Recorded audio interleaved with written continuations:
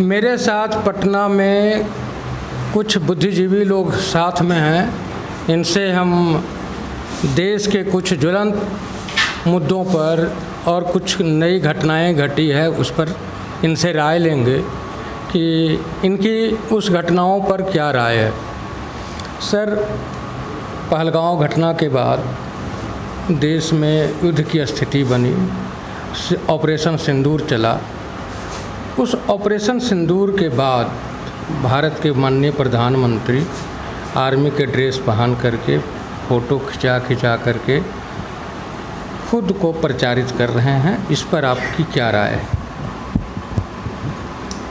सबसे पहले तो हम ये कहना चाहेंगे कि मुझे ये घटना तो कदापि आकस्मिक नहीं लगता है। मुझे ये पूरा घटना प्री प्लान लगता है, क्योंकि जब पुलवामा की घटना हुई थी, आज से 2-3 साल हो गया, उस समय से आज तक ये पता नहीं चला कि असली दोषी कौन है। बॉर्डर से 200 किलोमीटर के अंदर 300 RDX कैसे ले आया, जबकि वो पूरा इलाका उस समय छावनी में तब्दील था। वहाँ पे राष्ट्रपति शासन था, केंद्र की वहाँ पे शासन थी, और RDX आ गया और हमारे 150-200 जवान वहाँ पे शहीद हो जाते हैं। गलती वहाँ से हो रही है, राजनीति वहाँ से स्टार्ट हुई है कि उस समय से आज तक अपराधियों का पता ये सरकार नहीं लगाई, और उसके बाद ये घटना होता है। उस घटना के बाद भी देश हमारे प्रधानमंत्री तिरंगा यात्रा निकालते थे और उसके शहीदों के नाम पे राजनीति की और बिहार को चुनाव जीते, यहाँ पे देश का चुनाव जीते। यहाँ पे ये घटना उसके बाद घटी है, और ये घटना भी मुझे सुनियोजित लगती है और सरकार की प्लान लगती है। मैं सीधे तौर पर कहता हूँ कि केंद्र सरकार की ये प्लान है, घटना है। उस अपराधी को अगर पता चल जाता कि वो किसने किया था तो ये घटना नहीं घटती। और ये घटना घटने के बाद वो भारत पाकिस्तान और हिंदू मुस्लिम का जो खेल खेल रहे हैं, ये पूरी तरह से सुनियोजित है और भाजपा RSS की नीतियों के अनुकूल है। ये करा करके पुलवामा में ये किसने कहा कि वो हिंदू और मुसलमान की पूछ करके मारा है? वहाँ पे हिंदू नहीं मारा है पहलगांव में। ये कौन कह रहा है? ये मीडिया कह रही है। किसकी मीडिया कह रही है? RSS कह रहा है। क्यों कह रहा है ऐसा कि वहाँ पूछ के वहाँ सारे मराए हैं वहाँ पे आदमी? लेकिन ये हिंदू मुसलमान का एंगल कौन दे रहा है इसमें? ये जानना है सबसे पहले ज़रूरी।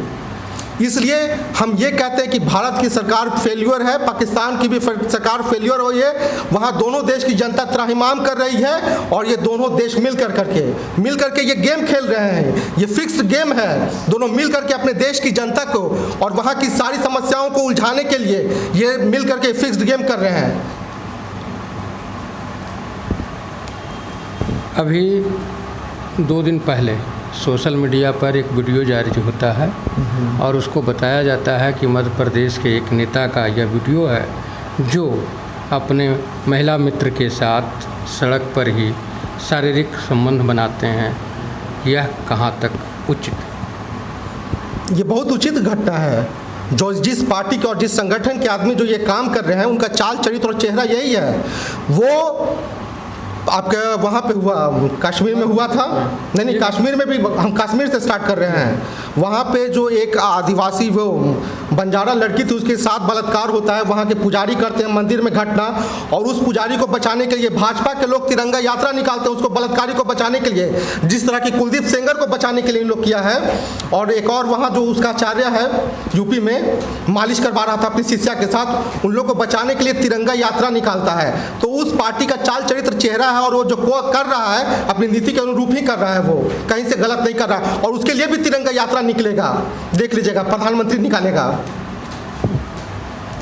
आपका परिचय? मैं एडवोकेट राहुल यादव, पटना हाईकोर्ट में, और एक सामाजिक कार्यकर्ता हूँ। सर, पहलगांव में एक घटना घटती है जिसमें 28-30 पर्यटक मारे जाते हैं। उसके बाद देश में युद्ध की स्थिति बनती है, और उस युद्ध की स्थिति के बाद भारत के माननीय प्रधानमंत्री आर्मी ड्रेस में फ़ोटो खिंचा करके प्रचार प्रसार कर रहे हैं। इस पर आप क्या राय रखते हैं? देखिए, माननीय प्रधानमंत्री के चाल और चरित्र से पूरा देश पिछले 10 साल से परिचित है। और उनका देखिए, जो अयोग्य लोग होते हैं वो अपनी अयोग्यता को छुपाने के लिए जो देश की या समाज की संवेदना, इमोशन होता है, उसके साथ खेलते हैं। वैसे लोग उसी तरीके से हमारे देश के जो प्रधानमंत्री हैं जब से सत्ता में आए हैं वो सिर्फ यहाँ के लोगों की भावनाओं के साथ खेल कर सत्ता में बने रहने के लिए प्रयासरत हैं। उसी का ये एक हिस्सा है। मैं मानता हूँ कि ये सब प्रयोजित चीज़ें हैं। हालांकि कुछ लोग कहेंगे कि देशद्रोह वाली भाषा है ये। मैं कह रहा हूँ कि अगर लोकतंत्र और मानवता को बचाना देशद्रोह है तो मैं करूँगा। और ये पूरा देश जान रहा है, जो भी जागरूक लोग हैं, जो भक्त नहीं हैं, वो सब जानते हैं कि कहीं ना कहीं जो आरएसएस की पहुँच है वो पाकिस्तान के मिलिटेंट और वहाँ के जो भी हुक्मरान है उनके साथ अच्छे संबंध है बीजेपी और आरएसएस का। तो कहीं ना कुछ कोऑर्डिनेशन है और ये सिर्फ जनता के इमोशन से खेल है। युद्ध, लोगों को मार देना सुनियोजित है, ये लगता है ऐसा परिकरण, क्योंकि ऐसा उनका चरित्र है। आरएसएस का तो इतिहास है, जैसा हम लोग पढ़ने लिखने वाले लोग हैं तो हमें ये पता है। बार बार नीतीश जी के बारे में कहा जाता है कि उनकी मानसिक स्थिति ठीक नहीं है, भाजपा उनको यूज कर रही है। इस पर आप क्या कहें?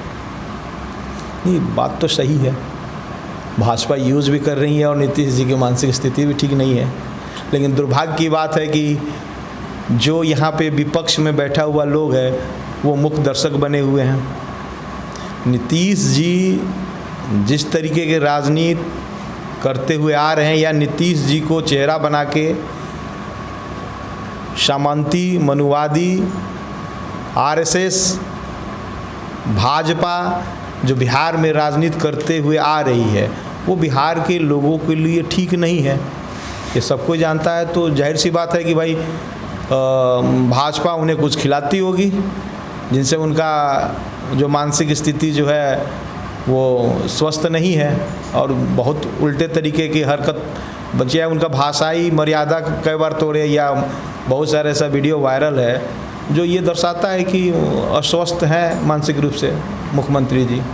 ये बिहार के और बिहारियों के लिए दुर्भाग्य की बात है, मैं मानता हूँ ऐसा। अपना परिचय? और रमेश कुमार नाम हुआ और मैं एक सामाजिक कार्यकर्ता हूँ। कहाँ से? पटना ही से हूँ गुरु जी।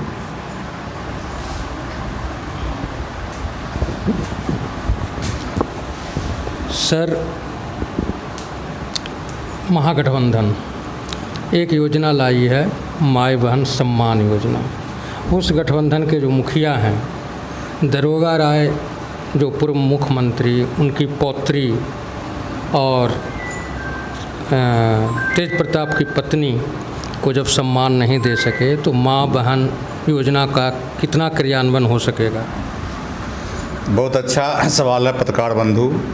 उनका पारिवारिक मैटर में हम नहीं कुछ बोलना चाहते हैं, लेकिन महागठबंधन की जो माँ बहन योजना है वो बहुत ही अच्छा है। सबसे पहला बात ये है कि आज देखने 400 रुपया में क्या होता है, उसको 1500 रुपया बुजुर्ग पेंशन भी है, उसके साथ बुजुर्ग पेंशन भी है, वृद्धा पेंशन जिसको भी चल रहा है। वृद्धा पेंशन 1500 रुपया करने के जा रहे हैं। तेजस्वी सरकार जब आएगी तो वृद्ध लोग को 1500 रुपया देगा। और 2500 रुपया माँ बहन जो योजना है, हर एक महिला को, जो घरेलू महिला है उसको 2500 रुपया देने का काम करेगी तेजस्वी सरकार आएगी तब, महागठबंधन की तरफ से। लेकिन अभी पिछले 2006 से हम नीतीश जी का गिना रहे हैं किसान का कितना शोषण किया है। 2006 के पहले सुने हुए हैं कि बाजार समिति होता था कृषि का, उसको तो हटा करके और नीतीश कुमार जी का जो सरकार बना और जितना उसका सारा लॉबी है सब मिल करके उसको पैक्स के माध्यम से धान खरीदने का मोड़ लगे। अभी का आपने कुछ न्यूज़ सुना होगा अखबारों में के माध्यम से, हमें भी जानकारी मिली है, बहुत सारे पैक्स ऐसा है जिसके किसान के नाम पर जिन्होंने लाखों करोड़ों रुपया का धान खरीद किया है उसके पास 1 कट्ठा ज़मीन भी नहीं है, 1 धूड़ भी ज़मीन नहीं है, यानी वो भूमिहीन है। और 2006 से लेकर के अभी तक 2022 तक ने आकलन छपा था एक अखबार में कि 8 लाख करोड़ रुपया किसान का घोटाला हुआ है। किसान का कोई जैसे पैक्स धान नहीं खरीदता था और वो जैसे बिचौलिया के माध्यम से कहता था अभी हमारे पास जगह नहीं है तो एंड के प्रकार बिचौलिए के हाथ में बेचता था धान। अभी पूरे बिहार का जो न्यूज़ है। और वो उसके मान लीजिए 2200 रुपया उसका MSP है, मिनिमम सपोर्ट प्राइस है, और वो जो है से 1200-1300 रुपया में धान खरीदता था बिचौलिया। और बिचौलिया जिस भूमिहीन किसान बना करके उस नाम पर पैक्स के माध्यम से बेचता था। अब इसमें लाखों करोड़ रुपया घोटाला होने वाला है। और ये देखिए कितना बड़ा ये शोषण है। 2006 के बाद इसका ये शोषण का जो उजागर अभी हो रहा है। और नीतीश सरकार जो अभी अपराध के ग्राफ देखिए, हर एक जगह बलात्कार, चोरी, डकैती घटना इतना बढ़ गया है। और नीतीश सरकार की जैसे इतनी किरकिरी हो रही है। और ज़्यादा कह रहे हैं कि वो कैसे महिलाओं के साथ बहुत व्यवहार करता है। और इसको हमको तो लगता है, अपना व्यक्तिगत विचार है कि उसमें कहीं न कहीं भाजपा उसको क्रस शोषण कर रही है नीतीश कुमार को। और सबसे बड़ा बात है कि अभी जो बिहार में चल रहा है, ये आपको बलात्कार, इतना हत्या देख रहे हैं, रोज़ हत्या और मर्डर हो रहा है, लूट हो रहा है। कहीं पंप के पैसा लूट रहता है, तो कहीं किसान, अभी किसान का मक्का किसान का देखे थे पैसा लूट लिया। और कहीं कहीं जैसे ऐसा होता है कि आप देख रहे हैं नीतीश सरकार की इतना बेइज्जती हो रही है। और मणिपुर की घटना देखिए, मणिपुर में भाजपा के सरकार के नेता जो है, विधायक जो है, मंत्री जो है, वहाँ की जनता पकड़ के उसके गाड़ी मागल गाड़ी है और उसको हत्या कर रही है। वो आपने सुना होगा सोशल मीडिया में, टीवी में, इलेक्ट्रॉनिक मीडिया में, मणिपुर में भाजपा की सरकार, वहाँ से विधायक भी जो है वो भाग करके दूसरे प्रदेश में जा रहा है अपनी जान बचाने के लिए। तो ये आने वाले समय में बिहार भी ऐसा ही होने वाला है। भाजपा की जितना भी कार्यकर्ता और नेता होने वाला है। और डर के बीच में देखे होंगे आप, कुछ दिन पहले छात्र आंदोलन हुआ, छात्र का जितना क्रश करता है, तो छात्र आंदोलन जो हुआ पटरी पर, तो जितना भाजपा का झंडा लगा रहा था फूल का, वो सब हटा करके और कम का झंडा लगा दिया। आपको लालटेन का झंडा लगा कर नेता विधायक उसका घूमने लगा था। ये छात्र आंदोलन के उससे भी खराब स्थिति, मणिपुर से भी खराब स्थिति अभी बिहार में है। जिस तरह से यहाँ कह रहे हैं कि हत्या, डकैती और बलात्कार चल रहा है पूरे बिहार में, इसका देखिए अभी देखिए सब जगह जो है से न्यूज़ मिलते रहता है। आप देखेंगे रोज़ जो है से कहीं ना कहीं घटना ही होते रहता है। तो इसको सबसे बड़ा है कि ये सरकार अब इससे चलने वाले नहीं है। ये मतलब बैसाखी के सहारे चल रही है भाजपा की सरकार से।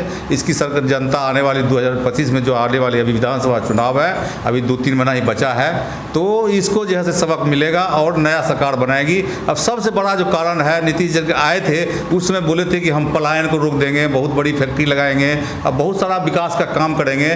लेकिन आप बताइए, पत्रकार बंधु लोग हैं, आप बताइए कहीं भी एक सुई का भी कारखाना लगा है?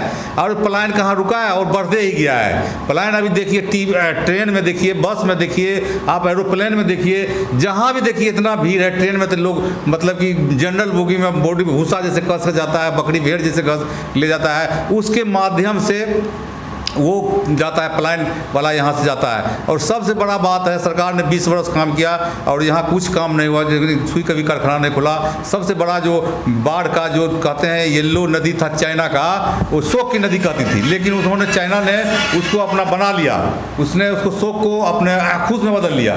लेकिन भारत सरकार, ये हमारा कोसी जो नदी है, इसे भी शोक का नदी कहा जाता है। भारत के लिए ही एक शोक का नदी बच गया है, जो कि हाई डैम बना करके और शुरू में से अभी तक जैसे इसको ठगते काम किया है। कोसी के आदमी को, कोसांचल के आदमी को बहुत ठगने का काम किया है। और सबसे बड़ा बात कहते हैं मोदी जी, हमारा सबका विकास सबका साथ, तो ये बिहार के साथ ये स्वतंत्र लाभ व्यवहार क्यों हो रहा है? बिहार के साथ ये भेदभाव क्यों हो रहा है? तो ये सबसे बड़ी जैसे यहाँ बिहार की मुद्दा जो है, शोक नदी के लिए काम करने की ज़रूरत है और कोसी नदी के लिए। और कहते हैं कि रेलवे में भी सब विकास हो रहा है लेकिन वो हम आपको याद दिलाना चाहते हैं कि 1974 में एक परियोजना लागू हुआ था बिहारीगंज से आपको सिमरी बख्तियारपुर का, और कहते हैं उसके पीछे बहुत सारे परियोजना रेलवे का आया और वो बन गया, वहाँ चालू हो गए, रेल चालू हो गया। लेकिन वो परियोजना अभी तक ललित नारायण मिश्रा का दिया हुआ था। लालू जी भी आए थे, रेल मंत्री बने थे, इसके पहले 7 रेल मंत्री बने बिहार का, लेकिन किसी ने ध्यान नहीं दिया।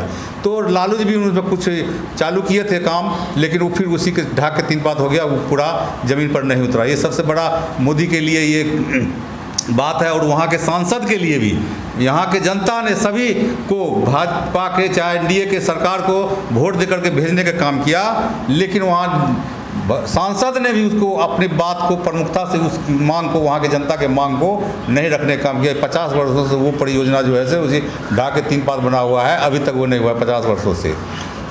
एक आखिरी सवाल है, भूदान योजना शुरू हुआ था, भूदान यज्ञ शुरू हुआ था, उसमें विनोबा भावे ने काफ़ी एकड़ ज़मीन बिहार के लोगों से दान में लिया था, वह ज़मीन आज कहाँ है? बहुत बढ़िया सवाल। ये इस पर कोई सवाल नहीं उठाएगा, कोई पत्रकार बंधु सवाल इस पर नहीं उठाते हैं। भूदान आंदोलन जो चला था विनोबा भावे के नेतृत्व में, उन्होंने कहा था कि ज़मीन पर सबका अधिकार होना चाहिए। सब तो दान करता है, अन्न कोई दान करता है, कोई सोना दान करता है, कोई गाय दान करता है, कोई पशुपालन दान करता है, लेकिन ज़मीन जो दान होता है सबसे बहुत बड़ा दान होता है। तो उन्होंने आंदोलन चलाया था कि सबका ज़मीन पर अधिकार होना चाहिए। उन्होंने अपना जान चलाया था सब जगह, पूरे देश भर में, यानी कि बिहार, और बिहार में भी चला था आंदोलन, भूदान आंदोलन। बहुत सारे उसमें बढ़ चढ़ करके और उसमें साथ दिए थे, सारे ज़मींदार लोग थे, उसको अपनी ज़मीन बहुत दान दिए।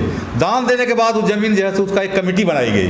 वो कमेटी भूदान या कमेटी आप जानते होंगे, उसका चेयरमैन के माध्यम से सबको बांटना था। उसमें जो भूमिहीन ज़मीन दाता था, जिसके पास ज़मीन नहीं थी, उस भूदान आंदोलन के माध्यम से उसको ज़मीन देना था। लेकिन वो भूदान आंदोलन के तरफ से ज़मीन तो कुछ लोगों को मिला, लेकिन जो मिला वो उस पर भी उसको कब्जा बाड़ी नहीं मिला। वो कब्जा बाड़ी कहते हैं कि सामाजिक न्याय की परिकल्पना जो सरकार चाहती है, वो भूमि सुधार के बिना वो सामाजिक न्याय कल्पना बिहार में संभव नहीं हो सकता है। मेरा अपना मानना है, व्यक्ति मानना है कि जब तक भूमि सुधार का कानून नहीं बनाएगा बिहार सरकार, तब तक ये सामाजिक न्याय की परिकल्पना यहाँ से करना है, अवधारणा करना है, परिकल्पना करना कोई सफल नहीं होगा। वो ज़मीन अभी भी जो आप पूछ रहे हैं कि ज़मीन कहाँ है, वो ज़मीन तो कुछ लोगों ने अपने कोर्ट के माध्यम से, न्यायालय के माध्यम से कुछ लोगों को न्याय मिला और उसको कुछ कब्जा बाड़ी मिली। लेकिन जो सक्षम था वो तो न्याय लिया, लेकिन जो सक्षम नहीं था, भूदान कमेटी जो ज़मीन रखा था और जिसको पर्चा भी मिल गया, हमारे पास बहुत सारा आता ही रहता है मामला, चाहे भागलपुर का हो, बेतिया का हो, बहुत सा किसान आया था, हमने उसके मुख्यमंत्री को भी उसका आवेदन रेफरेंस करके भेजा था। वो ज़मीन दाता जो था उसी का जो आगे बारिश बचा हुआ है, वो लोग अभी तक उसको उस पर ज़मीन पर चढ़ने नहीं दिया। ऐसा मतलब जैसे सरकार के माध्यम से कोई ऐसा कार्रवाई नहीं होती है कि जो भूदान कमेटी की तरफ से जो भूमिहीन को ज़मीन मिला और उस पर जैसे वो दखल कब्जा करे, उस पर वो अपना सुख भोगे और उपजाए खाए। लेकिन ऐसा जैसे सरकार की कोई योजना नहीं है। लेकिन उस कोर्ट के माध्यम से, कुछ न्यायालय के माध्यम से कुछ लोगों को ही आंशिक रूप से उसका लाभ मिला है, और सब वही लोग रखे हुए हैं, जो ज़मींदार था वही लोग उसके पास है। इसीलिए उसको सर्वे करा करके सरकार उसमें ज़मीन का और उस पर जैसे भूमि सुधार कानून बना करके उसको फिर से ठीक किया जा सकता है। आपका परिचय? मेरा नाम जवाहर यादव निराला, कहाँ से? सहरसा जिला से रहने वाले हैं।